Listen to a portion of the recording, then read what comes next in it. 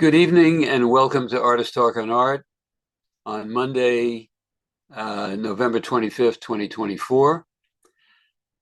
I want to welcome you to our screening of the 50th Anniversary Gala recording, which was made on May 20th, 2024 at the Soho Photo Gallery in Tribeca. Despite our large crowd on the night of the gala, naturally we realized that many of our audience and past presenters couldn't attend in person. So tonight we're presenting a 32-minute edited version of the highlights, including party scenes, speeches, and awards presentations. Since its conceiving in 1974, ATOA has presented over 9,000 artists and other arts professionals in over 1,200 recorded events. Many of them, over 100, are available for easy viewing on our YouTube channel. The bulk of the recordings are available at Archives of American Art of the Smithsonian Institution, whose staff assures us that our archive is the largest collection of audio and video recordings that they possess. Their link is on our website, atoanyc.org, under the heading About and the tab marked History. And one final thought before we roll the gala recording for your viewing. We remain grateful to all the past officers, board members, and volunteers, but most of all, the many thousands of artists, art professionals, and others whose appearances, attendance, and generosity made ATOA great and have kept it running ever since. Okay, let's now run the tape.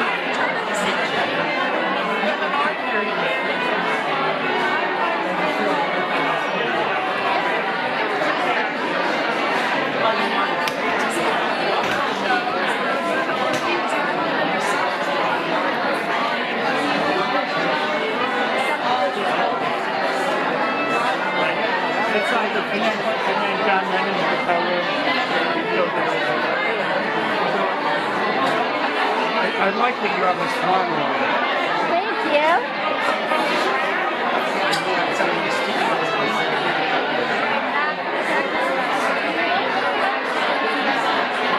Wait, hold on. There's a real photographer.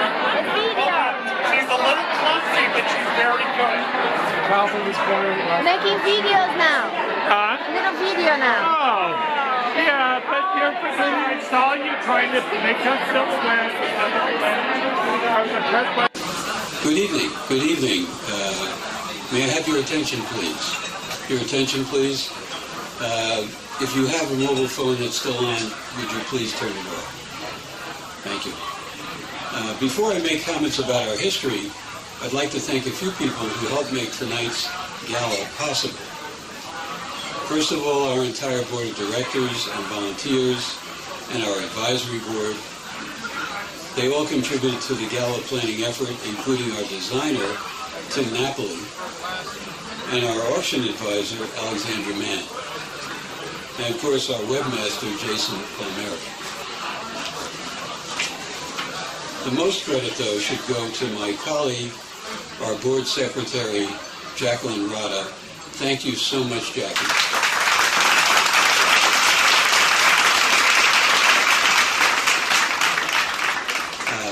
I would also like to thank our friends at the Soho Photo Gallery who hosted us here, and our caterer, Flawless Studio, who really live up to their name. And of course, we're delighted to have all of you with us tonight. Thank you. Now, on to my prepared remarks. Good evening, and welcome to the Artist Talk on Art 50th Anniversary Gala. I'm Doug Shear, ATOA President, a co-founder in 1974 with Laurie Antonacci and Robert Wiegand. And I'm the one officer who has served continuously for the entire 50 years.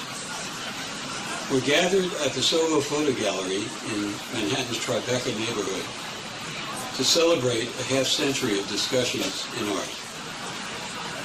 In the 1970s, I was running a pioneering video art facility just a few blocks from here, called the Egg Store. My clients included Yoko Ono, Nam June Paik, Twyla Tharp, and Merce Cunningham. And that's where I met Laurie and Bob and his wife Ingrid. They came in as clients. We all knew about an earlier series that ran from roughly 1949 through 1964 called The Club, or the Artist Club. And that inspired us to start a new forum to serve the needs of artists to tell their stories and exchange ideas. We called it simply Artist Talk on Art. We had no idea it would last this long, but it has now outlasted all other forums in contemporary art. From the start, ATOA was dedicated to being grassroots, diverse and inclusive, and to cover every movement pluralistically. By the fall of 1974, we had assembled a savvy steering committee consisting of ourselves, plus Irving Sandler, Bruce Barton, Cynthia Navarrete, and Corinne Robbins. A short time later, we started to build a board. Our first panel was held on January 10, 1975, and since then, we've held over 1,200 panels and dialogues and open screenings, featuring nearly 9,000 artists, curators, historians, critics, art writers, and gallery and museum staff. Although we have had many famous names, we always endeavored to be even-handed in our selection process. Any aesthetic idea, if it could attract a group of like-minded artists, was considered fair game. That resulted in variety becoming legendary for us. Our presentations, now being broadcast live via Zoom, are all recorded and posted to YouTube. Our archive, of which I was the archivist, was fully digitized at our expense and placed at Archives of American Art of the Smithsonian Institution in 2016. That archive has been recently updated. We urge you to visit our auction, now live, on the BidSquare platform through May 30th and buy some art in support of ATOA. There are works at many price points, and the selections include many recognizable names. I would like to thank my second-in-command, Jacqueline Rada, our board secretary, who has helped me almost daily in planning this event, as well as our current board, volunteers, and advisors. And I'd be remiss if I didn't call out the large list of former presidents, former executive directors, past board members and treasurers, and perhaps most importantly, every artist that ever appeared.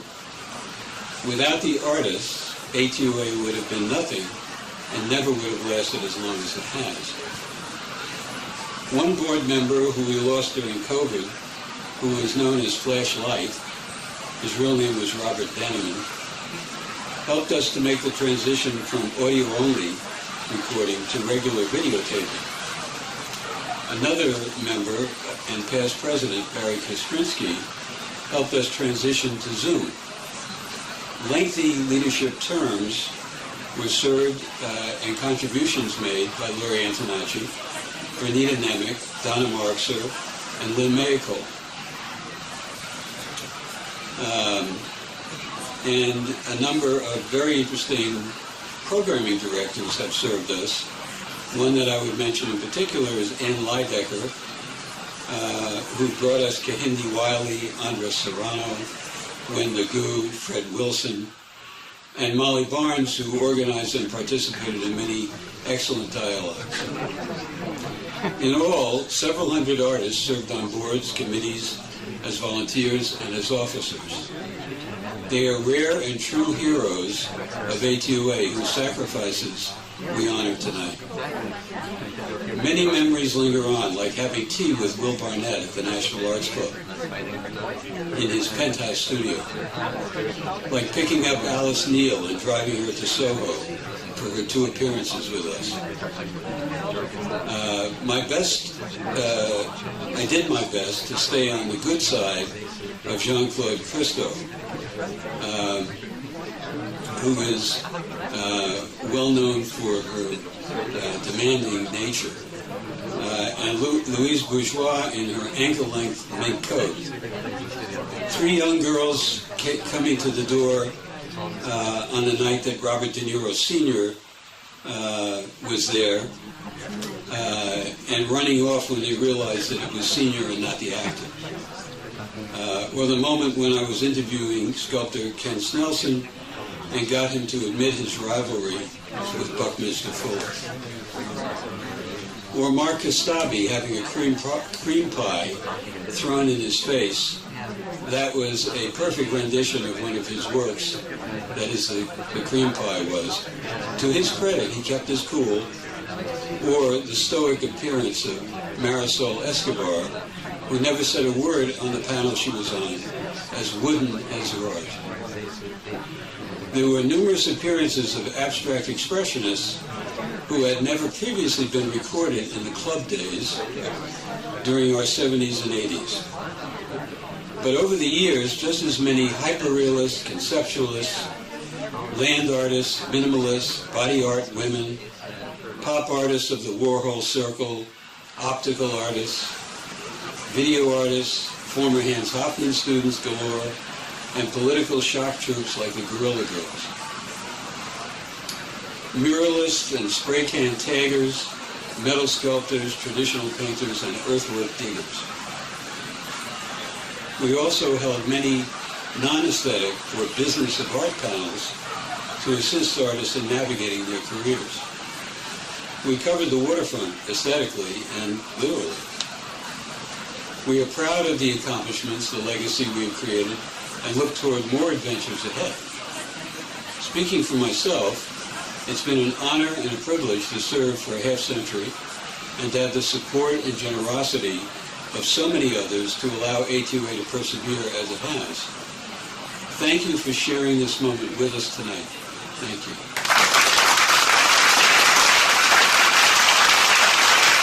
Helen Harrison is an art historian, curator, journalist, and author, and the recently retired director of the Pollock-Krasner House and Study Center in East Hampton, New York.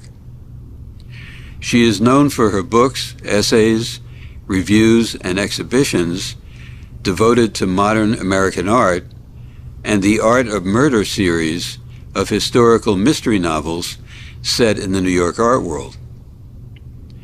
For 28 years, she wrote art reviews and feature articles for the New York Times Long Island section and has been the visual arts commentator for Long Island University's NPR-affiliated radio station. And nonfiction books include Hampton's Bohemia, 2 Centuries of Artists and Writers on the Beach, and monographs on Larry Rivers and Jackson Pollock.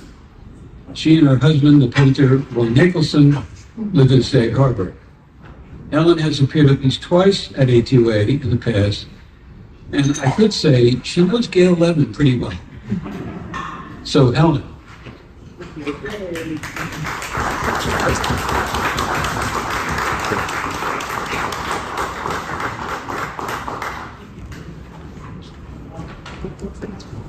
Thank you so much, Doug.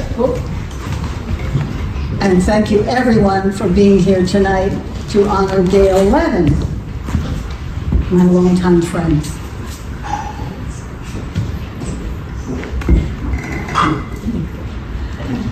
Now, the frontispiece of Gail's book from 2013, Teresa Bernstein, A Century in Art, is a photograph of the artist in her studio.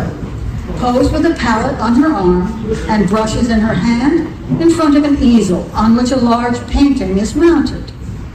Gail's caption reads, quote, "Teresa Bernstein at her easel with the lost painting Moonlight Masquerade, 1915, unquote."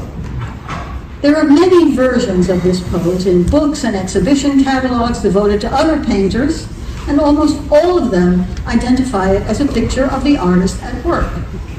It is not.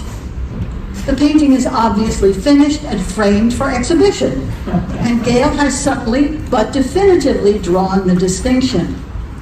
I'm using this small but telling detail to emphasize the rigorous attention to accuracy that is a hallmark of Gail's research and is such an essential aspect of the remarkable career that we're here to celebrate. The Bernstein book, modestly credited to Gail as editor, is also notable for its inclusion of essays by 3 of her graduate students, together with writings by prominent scholars and Gail's own extensive biographical and analytical essay. As a distinguished professor of art history, American studies, and women's studies at the City University of New York's Graduate Center and Baruch College, she is a role model all too uncommon in academia. And you from academia know what I'm talking about. Giving fledgling scholars an opportunity to publish under their own names in an important monograph is an indication of her generosity and invaluable mentorship to the next generation of art historians and museum professionals. Even before I knew Gail as a friend and colleague, I knew her eye-opening exhibitions at the Whitney Museum of American Art that shed light on little-known aspects of American modernism, not to mention her early work on Edward Hopper, initial steps on the long and winding journey that is ongoing. Who would have thought that the author of a dissertation on Kandinsky's influence on American art would write the Hopper catalog raisonné, much less study contemporary art of India and Mongolia? Gail's wide-ranging interests are reflected in her long list of lectures and panels and her copious publication history, including many book chapters and catalog essays, as well as her highly regarded biographies of Hopper, Judy Chicago, and Lee Krasner. The fact that she was an aspiring artist in her youth and continues her own practice today makes her especially sensitive to how the creative life is influenced by social and cultural forces. No synopsis of Gail's storied career should omit her advocacy. Oh, that's a very good exclamation point. Her advocacy for legacy of Josephine Nivison Hopper as both an artist and the caretaker of her husband's life work. That this commitment has led to a long-running controversy regarding mishandling of the Hopper estate illustrates Gail's steadfast devotion to exposing wrongdoing in the face of opposition and denial. It's my honor and a personal pleasure to present the Artist Talk on Art Lifetime Achievement Award to Gail Levin in recognition of her outstanding career as a scholar, biographer, curator, feminist, and tireless campaigner for integrity in the study of modern and contemporary art.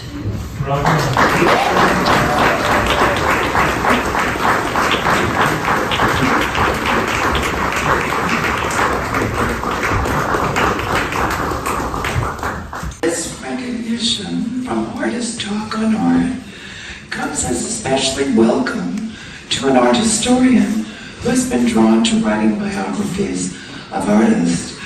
So I appreciate the value of artists' words as well as their images. This was a lesson I learned the hard way in my 20s when I was hired by the Whitney Museum to write the catalog raisonné of Edward Hopper, only to discover that the papers accumulated by him and his artist wife, Jo Nivison Hopper, had not arrived at the Whitney with the unsold residue of their artistic output. Their notebooks, scrapbooks, letters, clipping files, and diaries had vanished without a trace.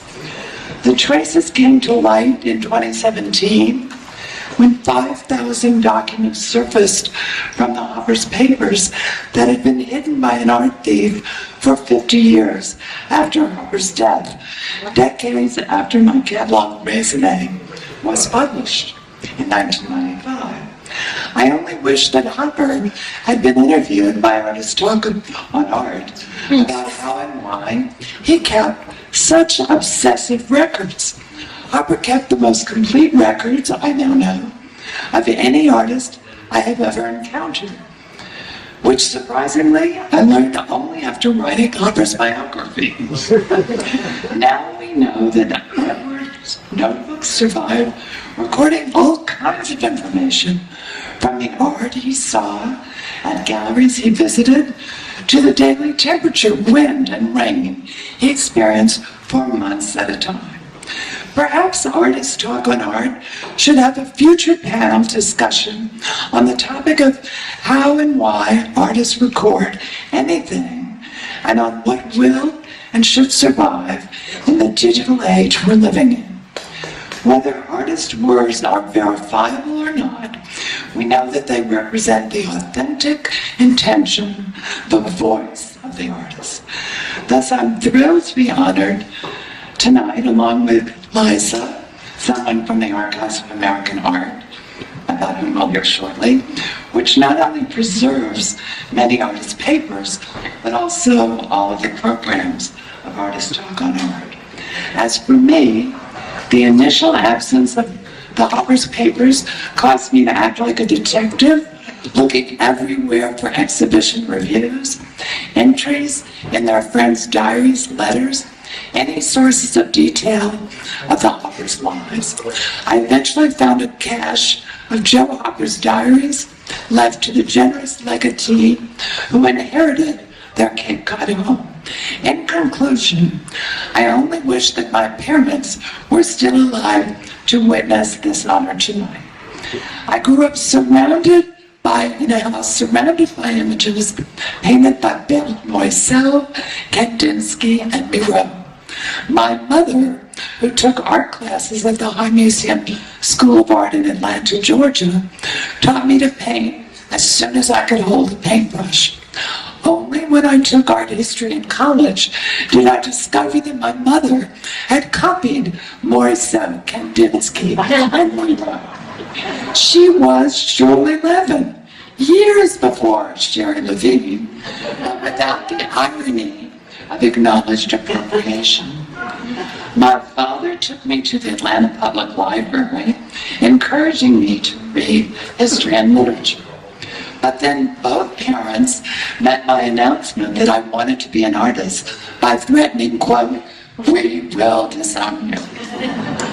Fearing that, I decided to become an art historian instead, only to be told by my parents that I would end up on the sidewalk and they would not help me. Then, applying for graduate school in art history at Harvard, the professor whose course I had faithfully audited by bicycling over twice a week from Boston, dismissed my ambition. Professor Seymour Sly declared that just like all the other young girls, I would get married and drop out. Thus, I am thrilled, over the moon, to be here tonight with my husband present and ever fascinated with how artists muster courage to choose to become artists. I congratulate each of the artists present. This is the source of my preoccupation with artists' lives, why I hang on their every word.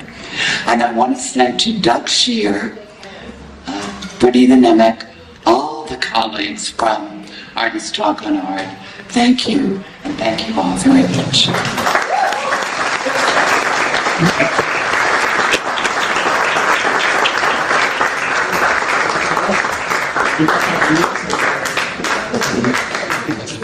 One of the giants of Europe. Okay. I'm privileged to have the opportunity to acknowledge the sustained dedication and devotion to thousands of artists and to the art community that has been made by Dr. Liza Kirwin. Liza Kirwin became Deputy Director Emerita at the Smithsonian Institution's Archives of American Art, where she supported the archive's programmatic goals and creative initiatives from 1979 until her retirement approximately a year ago. In her long career, Kirwin established the archive's exhibition and publications program to convey the historical value and vibrancy of primary sources. Her most notable books include More Than Words. Is there such a thing?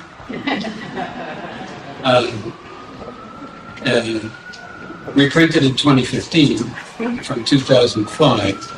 Artists in Their Studios in 2007. With Love in 2008 and Lists in 2010. She earned a BA in art history from Johns Hopkins University and a PhD in American Studies from the University of Maryland, College Park. I first met her in 2015 when I was making contacts with a number of universities, museums, and other institutions seeking a permanent home for the Artist Talk on Art substantial collection of audio and video recordings and paper records.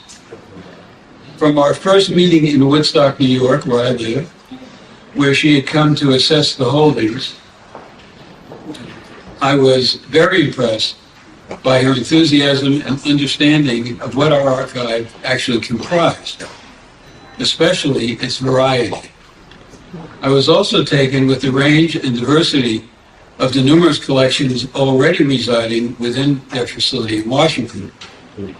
Further, I was impressed by the overlaps, what some people call Venn diagrams, how things seem to sort of overlap with other things. Words have it. And immediately I saw the obvious synergy of that. That is how things that were in the ATOA collection were going to be so perfectly meshed with things that resided at archives. Liza was also my main point of contact during the majority of our negotiations, digitization, and transferring of materials.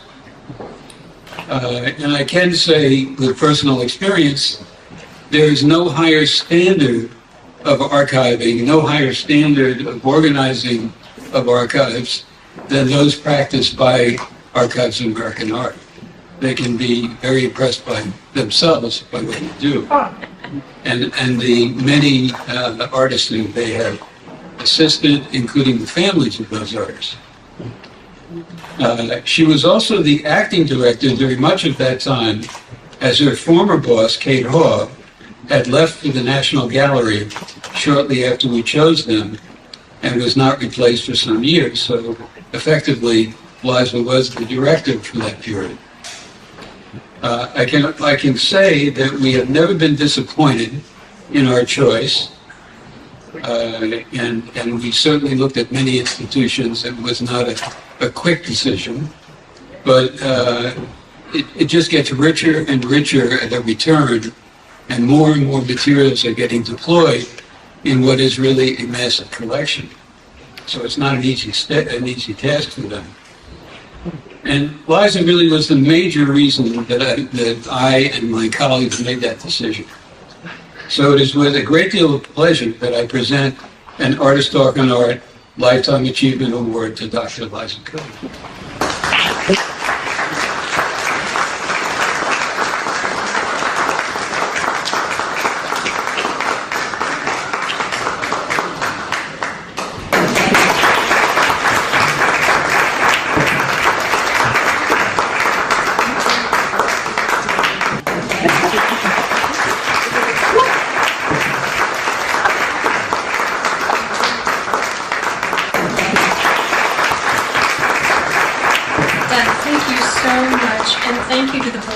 Artist Talk on Art, and for everyone who's made this evening possible.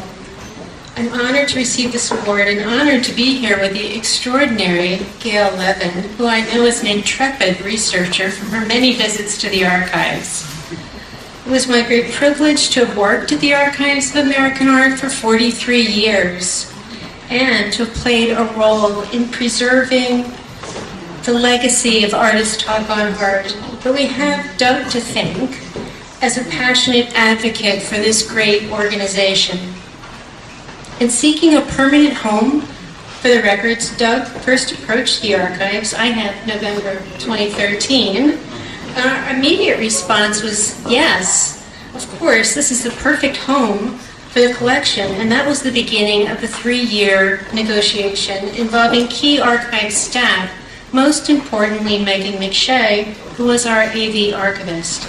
This is our largest audiovisual collection, including original audio and video recordings in a variety of formats of more than 1,000 panel discussions, open screenings, dialogues, featuring nearly 6,000 artists, critics, historians, dealers, and others.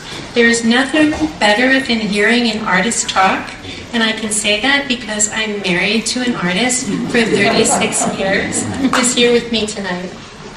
For researchers consulting the collection, there's truly something for everyone. From bad painting in 1978 to art alternatives beyond the gallery in 2016, there are panels on racism, Native American artists, the AIDS epidemic, art and technology, artist books, public art, and every topic of the day, offering a vast repository of ideas, opinions, and reflections in the moment. Doug was an ideal collaborator. He worked with us to craft a gift agreement and to digitize the collection, ensuring that these recordings were immediately preserved and available for future generations. Please join me in thanking Doug for his many contributions.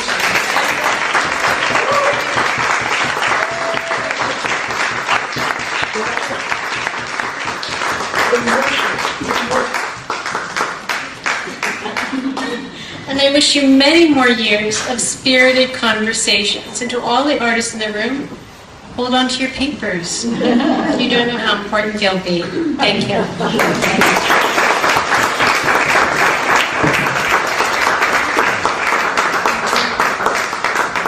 Okay, I have to play the cop here. It's time for cake and some bubbly. So please join us in doing that. And those of you who are past presidents, past executive directors, etc., I'd like you to come up here and be photographed against the wall, against the background. I don't want to throw you against the wall. Please join me in doing that. Doug, would you let me say something, please? Do you trust me? No. I just wanted to say that the 10 years, the brief 10 years that I ran Arts Talk and Art, for me, the most important part was all the artists that are underknown.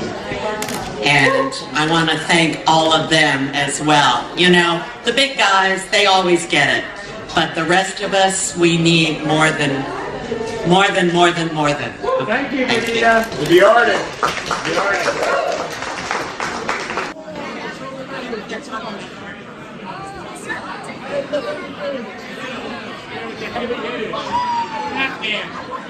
Everyone smile. Thank you.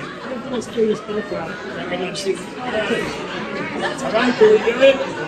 Yeah. All right. The winner of the best dress in the